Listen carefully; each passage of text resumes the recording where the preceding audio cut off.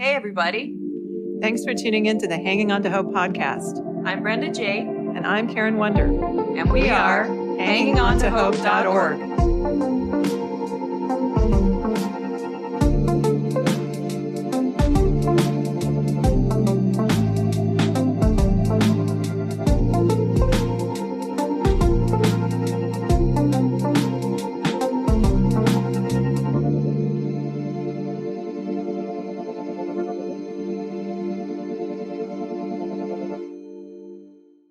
This podcast is intended as educational and is not psychological or medical advice. Always consult a professional when needed, and we disclaim any liability in connection with the instruction, information, or advice given. Thanks for tuning into the Hanging On to Hope podcast. This is Karen W. On today's podcast, we are interviewing Katie Miller, author of her new book, Peering Through the Pain, A Journey from Suppression into Liberation. Katie is a friend, author, and currently works at the Phoenix Police Department Crime Lab. Welcome to the show, Katie. Hi, everybody. Thanks for having me, Karen and Brenda. I'm glad to be here. Yes. Share my story. We are glad that you're here. So I thoroughly enjoyed reading your book. I read it in one night. Wow. I know. They say it's an easy read, so. It is. It's a very easy read. It starts out kind of riveting. You're like, what's going to happen? So it's very inspiring to read everything God has brought you through. I knew some of your background, but did not know a lot of your time growing up in the Amish community in Ohio. That was very interesting, as I've always been a little fascinated with the Amish community. You share in your book that you felt God wanted you to write your story. Can you begin by telling us about that? Yes. After I became born again and moved out here from Ohio, I went through the divorce, and then I felt God wanted me to write the story. And I told him I'm not an author. And he kept putting it on my mind, write the book. And I looked at him and I'm like, I can't write. I'm not an author. Yeah.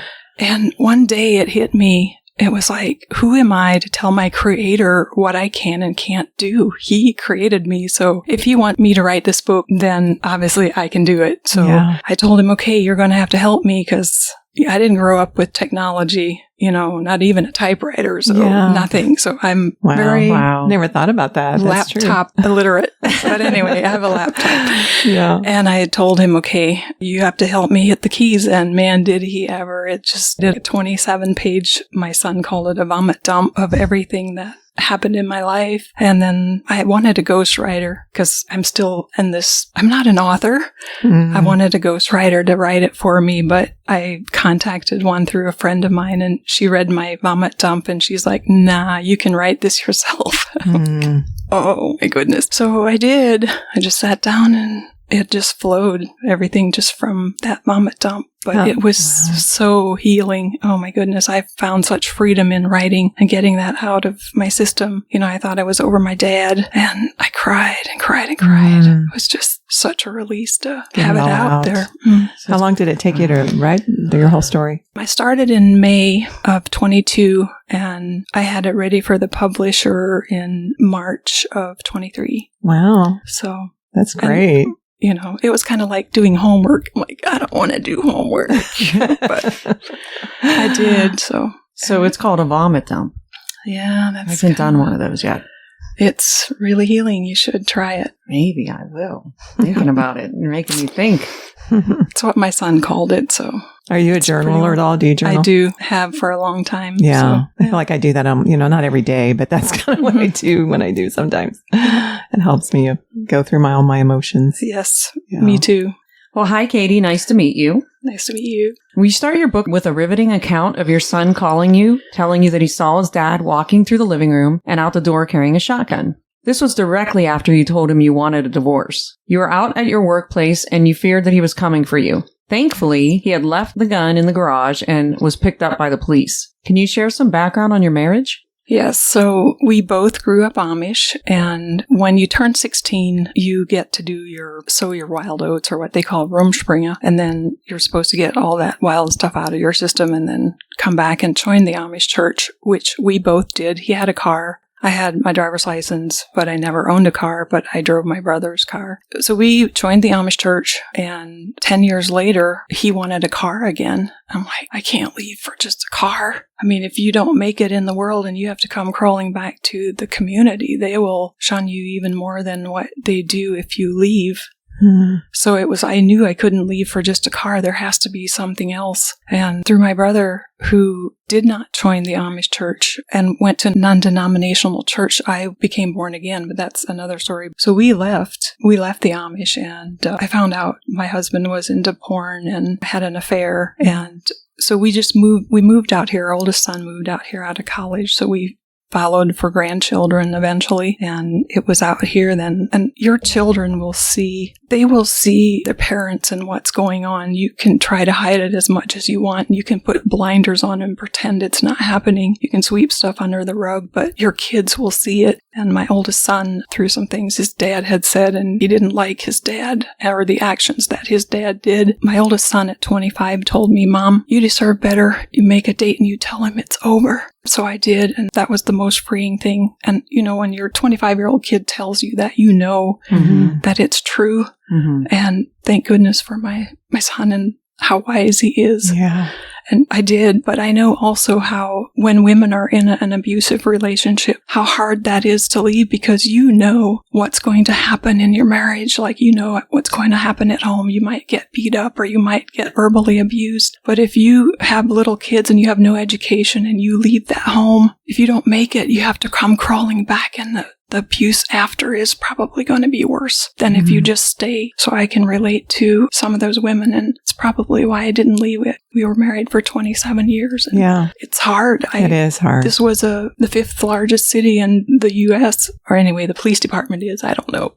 But coming from where I did, quiet, and you could hear the clip-clop of the horse and buggy as they went past, to a city that never sleeps, and sirens and cars, just on and on. I didn't have an education, so I started from the bottom, and it's hard. Yeah, it would have been daunting. It's hard, but thankfully, after I told him I wanted a divorce, he moved back to Ohio, so at least he wasn't here, so that helped a lot. Nice. And my kids were grown too, so that's a big difference. Yeah, it is helpful. I could only hold out till my oldest was 16. I tried to make it through because I knew what it would be like if I left. It was going to be worse in the court system. So I did the same thing, and my kids both gave me an ultimatum. My daughter was like, my son wanted me to, his birthday's May 8th and my daughter's is May 13th. And she's like, my best graduation gift is if you file for divorce from dad. But my other son was like, I want you to spend my birthday with me with dad. So I had to file like right in between May 8th and May 13th. Wow. The divorce papers and the order of protection. Wow. Yeah. So it was just such a crazy time. Yeah. It's hard. Yeah. It's hard, but sometimes it's the best choice. For me, it was the best choice. So when you told him that, because obviously he got angry, did he act angry at the time when you said it to him? He just wanted to know why. And then I left and I was working at Dillard's at the time, went to pick up something, and I didn't know, was he coming after me? So it was that would be really scary. Yeah. And I mean, it happens. I mean, you do hear about it on the news, so it's not out of the question. Right. Thankfully, he just went to his workplace and barricaded himself in, but they had to get the owner's mom to come out and get him to unlock. He didn't even unlock for the police. So you share about your background growing up in the Amish community in a small village called Charm, and I love the name of that. It just sounds, I can picture this Andy Griffith type of, town. That's what it sounds like. Can you share about it? I mean, I love how you described it. I felt like I was walking down the street and, Yeah, I went to Charm school. Literally. Yes, literally. Unfortunate, it's no longer there. It was a 2-story brick building with big windows, and we had a restaurant, a grocery store, lumber mill, a blacksmith shop for all the Amish people around to have their horses shod, post office, and then my mom's fabric shop, and one street down Main Street, and stop signs, no stoplights at all. Wow. Just rolling green hills on the side. It sounds beautiful, though. Farms. Yeah. Cows, horses. Yeah, it was very peaceful. I'm originally from Pennsylvania, so there's a lot of Amish there, too. Yeah, I grew up in Illinois, so I remember seeing Amish, too. You say you read the Bible and prayer book in German. What was your thoughts about God growing up in that community? So we speak Pennsylvania Dutch amongst ourselves. That's our first language. Most of the kids learn English when they go to school, but High German is what the Bible that we read and the songs that we sang at church and the prayer book that I mentioned. So it's hard to understand. And with it being only used like on a Sunday at church, you just didn't really understand it. And obviously you couldn't really read it. So you didn't know what was going on. And I think they kind of wanted to keep it that way because if you read the Bible in English, you could understand it, and therefore it might lead you astray. Well, meaning lead you out of the Amish because you understand, because, the Amish is a sect or a cult or whatever. So it's fear-based. Yeah. Oh. If you do this, that, or the other, you're punished or, so I always felt God was a conditional God. If you do wrong, you're punished for that. And if you do good, you're rewarded for that behavior. So I grew up in a very conditional. So I thought God was this guy in the sky just ready to punish you whenever you did something wrong. So they speak of God, but they don't know God on a personal basis. It's not a lot of freedom. No. Doesn't sound like it's a lot of No, there's rules. a lot of rules. Yeah. No freedom, no grace. No. Yeah. Just punishment. Right, pretty well. I think they think the harder they have to work here on earth, the greater their reward is in heaven. So it's a work-based faith or whatever. It Yeah. is. Mhm. Yeah, and we're saved by grace, not by Right, works. exactly. Yes, that had to be very freeing when you started reading the Bible and seeing that there is so much more but freedom. Thankfully, I went back to the fabric shop. The fabric shop is still going, by the way, where my mom started. It's 58 years old. Wow. And it's Great. run by one of our former employees. So she had a book signing for me here earlier this year. So I went back and praise God. My generation and younger are reading the Bible in English and they're understanding it and they're becoming born again. But they choose to stay living in that because that's kind of what they know. But that's okay as long as you're born again. Yeah. You can choose whatever. Yeah, at least they know the truth Right. and they can live with Right. that. And Yeah. Some of them leave, but some choose to stay and help their fellow people, Yeah. which is awesome. I admire them for Yeah. that. So, I can see there's community there. right. So your dad was diagnosed with schizophrenia, but you share later in the book that you think your dad had to live within the constraints of the strict teaching, which we're talking about, and the bondage of the Amish teachings, and could not express the true freedom of the gospel, and that you think that may have greatly affected him. Did you want to expound any on that? I have talked to my aunt, my dad's sister, and his brothers since I've become born again, because they're all born again. My dad got born again at age 17. Even though they were Amish, they taught it. He lived in Sugar Creek, so it was a different kind of community, still Amish, but like they believed, they taught the Bible, and they had a relationship with God. So my dad got born again at 17, but he told my brother at one point that he doesn't think that you have to be Amish to get into heaven. So I know he knew, but I know my mom would never have left. So I watched a murder show about an Amish guy that really reminded me of my dad. Yeah. Because he came to the Lord through a non-Amish customer and he wanted to leave, but his wife wouldn't. And it just drove him like crazy. So maybe, I don't know, it might be both. Yeah. Could be a combination. Combination of both. So they teach you that you have to be Amish to get into heaven? Yeah. Kind of like Mormonism? Yeah. Right. Yeah. So why would you leave? You don't want to go to hell. Right. Wow. So, yeah. If you don't know the Bible and Right. feel like that's what you have to do. Right. I didn't know that. Well, the Amish teachings hint that if you leave the Amish church, you're not able to go to heaven. We just talked about this. But your encounter with Jesus taught you about real faith and you eventually left the Amish church. Can you share about that? Yes. So, like I said, when my husband, 10 years after we were married, he wanted a car and my brother was born again and went to a non-denominational church. So he found out that we were kind of thinking of leaving and he introduced us to another ex-Amish couple that had left 10 years previously. So we sat down and we talked for hours and hours and they just told us about what they went through and gave us encouragement stuff. So we started a Bible study through them and it was through that I became born again one night. I was like, okay, so how does one know that they're going to heaven? And they led me through the sinner's prayer. And I've never felt that way before. It was just like unbelievable. It was undescribable. Yeah. And so I said, so if we were in an accident on the way home tonight. I didn't drive yet then, so I just rode with my brother. I said, if we're in an accident tonight and I get killed, I will go to heaven. And they said yes. And I was just like, I couldn't sleep that night. I just felt the angels, heard the angels sing, and I just felt like I was on cloud 9. And after the fact, my husband and my mom, they were looking at me like, you are crazy.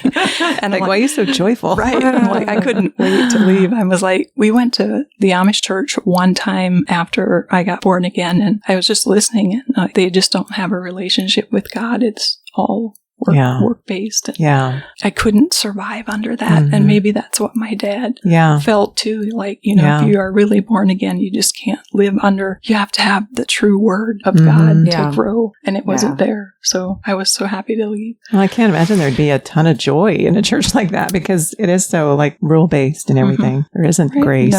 No. And you're not happy about yourself. You don't like yourself. So you talk about other people to make yourself feel good. And there's so much gossip around amongst them. It's so sad. In the Amish community. So what Why am I else? so shocked? But I'm so shocked. What else do they have to do That's except so not watch their neighbor? It's like the last thing you want to do is should be talking, gossiping. But you don't like yourself, so it makes you feel better if your sin isn't quite as bad as that person's. It's all about comparing. Like, look how much they sin. Right.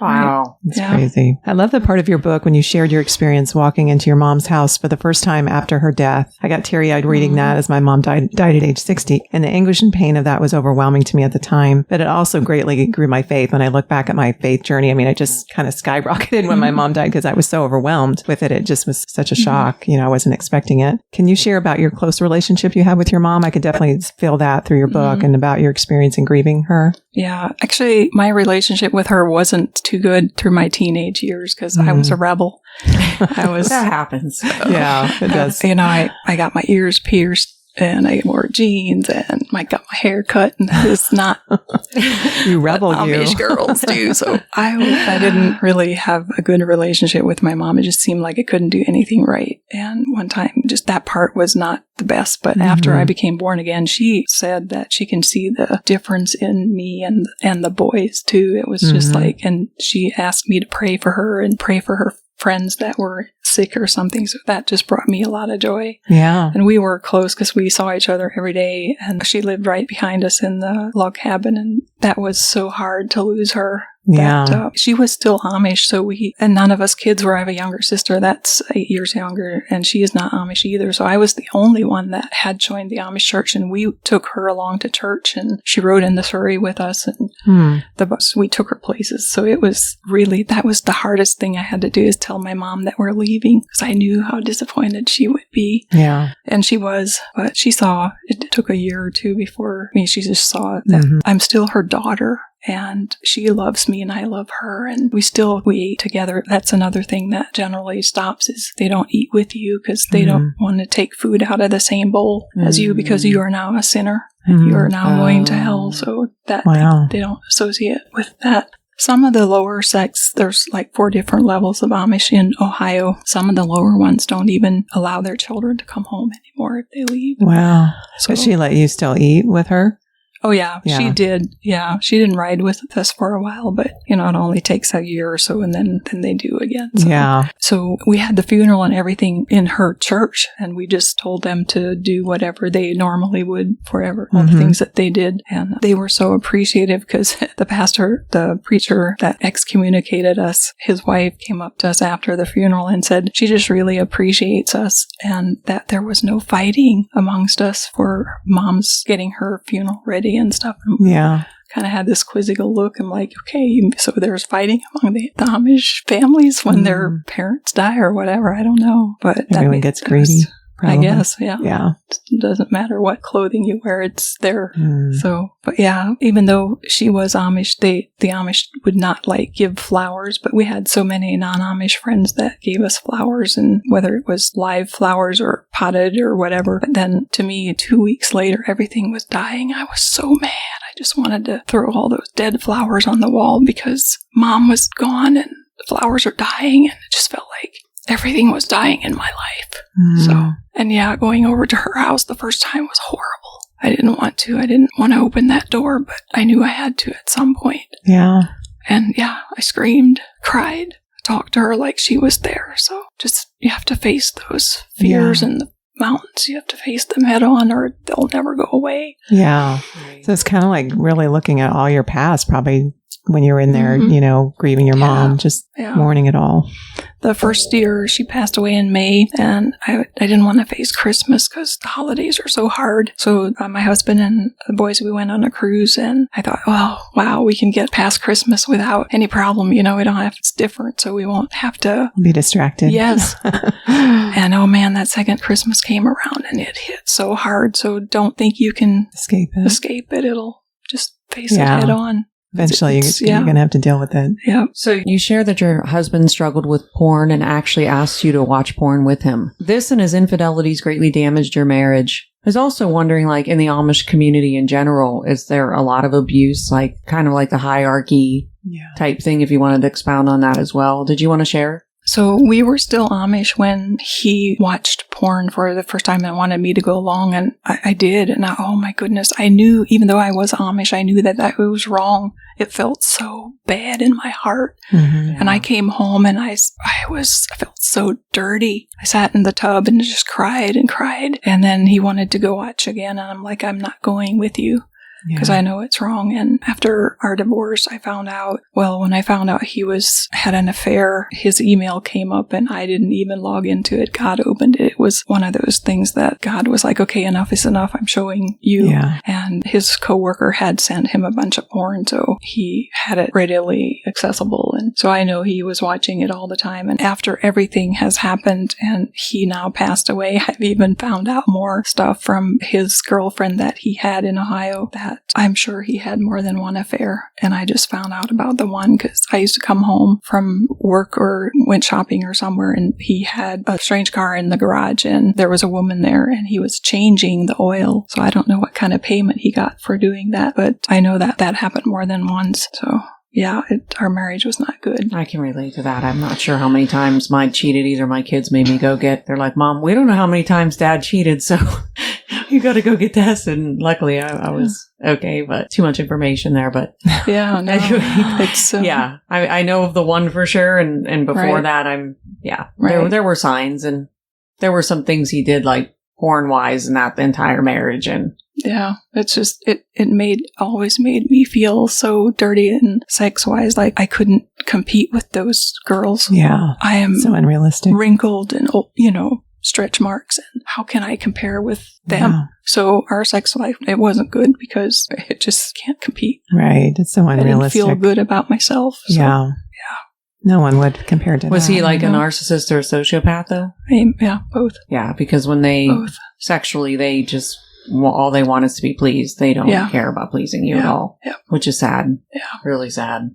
So in a quote from your book, you say, if you're reading this and are staying together for the sake of your children, ask yourself if it is beneficial for everyone involved. No one marries to want their marriage to end in divorce, but it is sometimes necessary. And we did a podcast on the life-saving divorce, which really goes into length with that. I first met you through a mutual friend, and we discussed facilitating a Mending the Soul group. I remember when, we kind of told our stories, and I wasn't quite ready to do it then. I was a little too early. I think I was separated, but I wasn't divorced yet. So I wasn't sure if I was quite ready for it, but it introduced me to you and a little of your story. And I'm a huge fan of Mending the Soul. And I know you have facilitated those groups. Did you want to share how going through that Mending the Soul group brought healing from your divorce and your legalistic background? Yes, it showed me how narcissistic and all that stuff, my background, how my dad, how I felt about probably abandonment from my dad too, because he died when I was 15 and he was there, but he wasn't there. Yeah. And my mom, I could never please her, it seemed like. And then my husband having an affair, infidelity, and growing up the way I did, I can't have this, can't have that,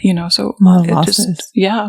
All of the layer after layer after layer of hurt and bondage that I had. So it was really good. Yeah. I was sad about your dog too, because we had a Pomeranian growing up. So it made me think of that. It had to be really hard. I can't, I'll like other people's dogs, but I don't have the heart for a dog. Because of that, because of what you went through with that. Yeah, my friend and I were sitting at Tempe Town Lake the other night, just talking, and a couple went past with 3 little puppies, and the one puppy ran over to me and just like, he licked my face. I started crying. It's like he knew, he felt me in my heart, So I was like, that was so touching. Yeah, it'd just be too hard for you. So was your husband physically violent too? No, just verbally. And then he kind of went crazy with the gun story. Yeah. Okay. Well, that's enough. Verbals. Yeah, that is. Verbals bad. Yeah. So in the Amish way, you can only go up to 8th grade for education. Can you share how you went back to school and got your GED, but also associate's degree and the career path you have been on? Yes. So my mom started a fabric shop when I was 1.5 years old, and that's kind of all I did. I was a waitress at the little restaurant for a year, off and on, just part-time. So that's all I did was the waitressing for a year, and then I was in the fabric shop till I was 41. She passed away in 2005, and she wanted my sister and I to take the store over, but we both grew up in it, and we were like, nope, we're done. Yeah. And I want to do what I want to do with my life. And my sister had little kids, and she's like, I want to stay at home with them. They grow up so fast. So after Mom passed away, I went up to the local high school. They had evening GED classes. So I went up there and took my GED, got passed in. Actually, my mom passed away end of April or early May. And then like 2 weeks later, I had my test for my GED and I passed. So through that, we toured Kent State in Tuscarawas County, the college, and I was like, oh my goodness, I don't know, there's nothing much to do in Ohio but to be a nurse for a woman anyway. So I was like, okay, I'll go to nursing school. And so that fall I started nursing school, and I didn't know what an atom was. I didn't know what a cell was. We just went 8th grade, and then you're expected to go work to help pay for family expenses and stuff. You generally give your paycheck to mom and dad. You just work around the community? Yeah. Yeah. So started college, and then I did all my prereqs with working in a nursing home and taking care of the kids and just part-time. No high school. I loved learning. I loved atoms and cells and how we were created and how we work, and math. I loved algebra. Found out I loved algebra. Wow. I had a really good teacher. So it was a lot of fun. I enjoyed every class that I took, and I got into the nursing program. And second weekend, I found out my husband had an affair, and I just took the wind out of my sail. I'm like, I don't even know if I want to keep going, but one of the nurses at the nursing home said, you've come so far, you should at least try get the semester done and then see what happens. So I didn't make the grade, but I did all my clinicals, and then I just took a couple elective classes in the spring online because I wasn't sure what I was going to do. Was I going to be divorced? I just didn't know. Yeah. Everything was in limbo, I'm sure. And then one of the community colleges where we lived had an EMT class, and I've always been fascinated with being an EMT. So I took that instead, and I became an EMT. And then I didn't go back to nursing school, but I was a volunteer on the fire department at Apple Creek, and I loved that. I had a couple good runs that I have in my book too. Yeah. And then, that's amazing to do that, because that's not easy. I couldn't do that. Not at all. So that's great that you could do that. So that was at the time when our oldest son was in college, and then he wanted out of Ohio. He was like, he's done with the snow. So he and I flew out to Phoenix, and then he loved it. 7 degrees in February. He's like, yep, I'm moving out here out of college. Sold. That's how I was. And so I looked around. I checked at different hospitals, nursing homes, EMT. I mean, the pay was just horrible. You couldn't make it with that. So I didn't know what I was going to do. But we both moved out here just kind of to make a fresh start. We went to counseling and everything, but I just never felt that it was resolved. You just kind of put blinders on, and you're alive, but you're not living. You're probably on survival mode still at that point. Mode. Yeah. So we moved out here, and by that time I didn't have an education. All my nursing stuff was still in Ohio, and it was just sitting there. So I found out that there's a phlebotomy place that you can get your phlebotomy certificate in like 4 months. I'm like, okay, that's easy. I can do that. So I did that, and then they offered a medical lab assistant certificate as well. So I took that right away, and then I interned at a lab where they did drug testing for the Department of Child Safety. And then after I was done interning, morning, they asked if I would want to work there. I'm like, sure. So I worked there, and it was there that my supervisor said, you only need 60 credit hours for an associate. I'm like, I wonder how many I have. And I had 56 credit hours sitting there. I'm like, I can't let all my brain cells go to waste for that. So close. I checked to see if they would transfer, but a lot of them didn't. And I would have had to go to school for a long time yet. I'm like, I'll just call Kent State. And then I was able to do 4 little electives here, and I got my Associate of Science. That's great. So, oh, wow. Yeah, that's great. I wanted so bad to go back and walk to get my diploma, but it was COVID and bad timing. Couldn't make it. My class didn't graduate. Well, I was done in December of 2019, but I wanted to go to the branch that I went to, and they had their graduation in May of 2020, so I didn't make it. But anyway, I got my Associate of Science, and then from that lab, I applied at the police department, and I got into central booking, and I did book people into jail, fingerprinted them. Some of them, like, oh my goodness. My ex-husband, I bet. I don't, probably. Multiple times. But, it was sad and disheartening to read. Now, I wasn't like out on the field with the officers, but I read their reports when I got them in and had to go through them. And I sat there a lot of times and tears running down my face, or I had to go out to parking lot, child abuse, sex assaults, and domestic violence. I had not experienced much of that, from where I came from. And it was just, oh my goodness, I almost couldn't stand it. And that would be hard. Mom suffocates her 3 children. Oh my goodness, that was probably the worst one. I was working when that happened, and I was on to do fingerprinting at that time, and I just didn't know how I was going to do that.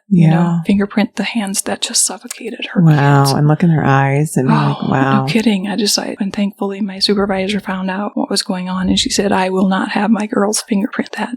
I'm having an officer come in to do that. I told her later, thank you for not making me do that, because I don't think I could have. Yeah, that would be hard. So I cried on the way home. That was a pretty emotional day. But from there, then I went to the crime lab, and I'm currently at the crime lab in toxicology, and I'm the lab tech. So they all appreciate me. I say, I'm just the lab tech. They're like, don't ever say you're just the lab tech. Literally, I run the place. I don't analyze. I do everything else. Oh, wow. So, yeah. So do you have any other goals that you want to accomplish besides being an author, which is amazing? Yes, I probably want to write another book, possibly, and motivational speaking. And I would really like to be a death investigator. I volunteered at the ME's office for a couple months and went out and picked up deceased bodies. Wow. And I could do that. It started at the nursing home, People got some experience EMT with that. And worked at a hospital too. So I'm okay with that. Yeah. And I definitely really would like to do that. Or I found out there was a medical examiner's technician. Ooh, I could be that too. So I wouldn't mind doing that. Yeah. I just have one more question. So why do the Amish only let go up to 8th grade? Is it everybody, even the men? Like, what do you think the reason for that is? To keep you under control, or? No, I think back in the day, a lot of people had a farm and they needed the help after the kids became 12, 13. And they just helped with the farm and everything. Yeah, they just helped to work. So they didn't think that further education was needed, because you just, if you get married Amish, you work on the farm or in the wood shop, or it's not. You don't do any job outside of in society. Not yet. Right. Not back then, but they do now. They're allowed to have computer classes. They're allowed to take those now. And a lot of the men work on a computer for a company. So, but they still just go to 8th grade. Wow, they still do. Oh. So we were talking a little bit before the podcast, and you said you hadn't seen it, but there's a movie out. It's on Amazon Prime, but it was at the big theater before, but it's called Women Talking, and it's about an Amish community. I don't know where. I mean, I've just watched it in pieces. I've watched 2 parts of it so far, but I think it was nominated for an Oscar. But it's just this discussion that they're having about, it's all these women that are in this sect, and they're talking about the abuse. They show just little glimpses of the abuse that's going on. And I've read a little bit about there is some abuse that happens. I mean, it's a legalistic environment, so it's breeding ground for abuse, but the women are all talking. So it's a lot of dialogue, but they're talking about, should they stay and fight, the men, or should they go? Should they flee? And so it's really interesting. It's, you think for a movie that's almost all dialogue, right? But it's very interesting because it just covers everything that women have to go through. It covers a lot of things about abuse, and they don't all agree on the same thing, you know, and then just the teachings have been pounded into them that you just don't do that. But then others have had just horrible things happen to them and their own kids. So yeah, I need to finish it. I think I've got 15 minutes left of it. So it was at the part where it's getting really interesting because they were making their decision. But yes, unfortunately, there are things that go on behind closed the doors. plain clothing. Yeah. So do they have cell phones and stuff like that though? They do. Listen to this podcast? They won't. They can't. Yeah. They're not allowed to. I don't think they have internet. Oh. So they don't watch TV or anything? Mm-hmm. No media. They do have cell phones, but it's supposed to be for work. Yeah. But it's probably just a flip phone, maybe. I don't know. We definitely get some interesting people listening where I would never think they could. So you never know. Right. But you hear a lot of stories about people that have left, you know, and that are now speaking out too. So, So I thank you so much for writing your book and sharing this with the world, what you've overcome. I think it inspired me, and I know it'll inspire other people. And I love reading those types of books. And thank you also for being on the podcast and sharing some inspiration with our listeners with what you've overcome. Do you have anything else you'd want to say to anyone that may be listening that is in the Amish community? I guess they wouldn't hear it unless they were maybe going through what you said there. They go through this age where they sow their wild oats, maybe then they'd hear it. Springer. Or something you'd want to say. Yes, it's not works that will get you to heaven. It's a relationship with God that will. So don't give up whatever hardship you're going through. Just keep going. Face that mountain head on and worship God, because when you worship God, when your eyes are on your Maker, the things around you get dim and they disappear. God moves mountains, literally. He can through earthquakes and stuff. But, you know, when you face something so hard that you think, how am I going to get over that? You praise God and you keep your eyes on Him, and He will move that mountain. Yeah, just like He did for you. Yeah, He did. Yeah. And how are your boys doing now? They're amazing. One's married now and the other one's engaged to be married. One's in Florida and one's here in Phoenix. And how old are they now? 35 and 33. Wow. So, yeah. That's great. I'm sure they're proud of you. I think so. Yeah. No grandkids yet. 3 kitties and 2 puppies. And you're okay with the puppies, right? I'm okay with the puppies. Yeah. I think the biggest misconception is when we're married, and especially in Amish, but anywhere else, that we think we're supposed to stay for whatever reason. And that is not what the Bible says. We're not even supposed to associate with abusers. And in Gretchen Baskerville's podcast, she goes over in detail that we shouldn't even be. There's so much scripture out there. And that was where I was confused, because I was told I needed to submit. Right. And then when I told 4 pastors and a friend about the abuse, I still felt like I was supposed to submit until he cheated. And that's why I stayed 22 years. So it wasn't that I didn't tell people. So anyone listening in Amish or any type of community, it is not okay. Yeah. Listen to the podcast we did with Gretchen Baskerville. She covers it really well. Yeah. Yeah, no, it's not okay. And the biggest thing I learned is that God sets the captives free. And when you're being abused, you're a captive. Yes. And so that's where the liberation I love in the title of your book, that liberation and that freedom comes in, because you're a captive that's set free. Absolutely. Yeah. So I just want to thank you so much again for being on the podcast and for sharing your story.